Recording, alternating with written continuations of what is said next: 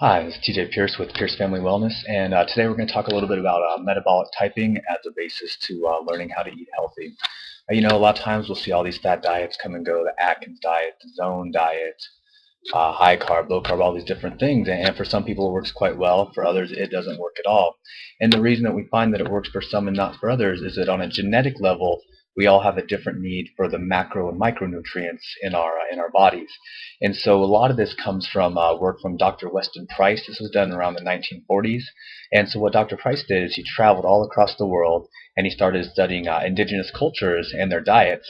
And so one of the biggest things he found was when he was up in Alaska studying the Inuits, and he found that they had a diet of roughly 90% fat. So a fair amount of protein within that fat, but mostly fat, very little carbohydrate. And he found within these people's, no dental caries, no tuberculosis, no heart disease, strong bones, no fertility issues, just very healthy people surviving off roughly 90% fat in their diet.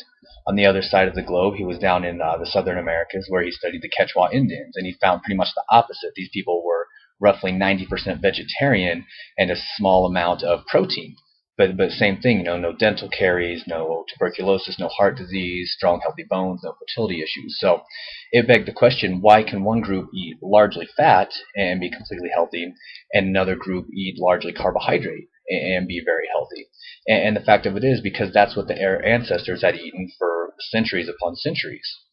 And so now, when we look deeper into that, the other thing he found was the quality of the food that they were eating. So within these same cultures, he would study the indigenous groups that lived off the mainstream. So different parts of these cultures would move closer to the streams, closer to the roads, and they would have access to what most of us eat today in processed foods. So foods that have had the vitamins and minerals stripped out and then replaced with petroleum-based vitamins and minerals so that they have a longer shelf life.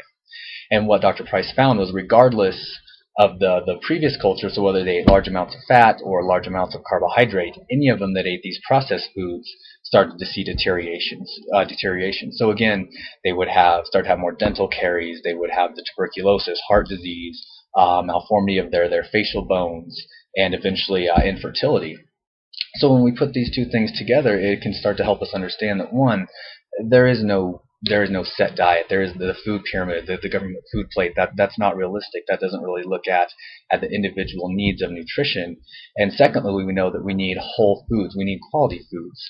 We need foods that have not been stripped of their nutrition content. So the next time you're looking to start a new diet, you want to take a deeper look into where that diet came from. And most of the ones we find now are based off very, very few studies, but they'll extrapolate the data that they want, showing that, well, a certain percent of the people lost 20, 30, 40 pounds on the Atkins diet, which may be very well true, but that's not going to work for everybody. And for some people that eat that same high-fat diet, it's going to make them sick. And so the basic point of all this is there is no one health food, there is no one healthy diet, and you need to take the time to figure out what your metabolic type is, what foods make you feel the best, and start your nutrition program from there. Thank you. I'm TJ Pierce with Pierce Family Wellness.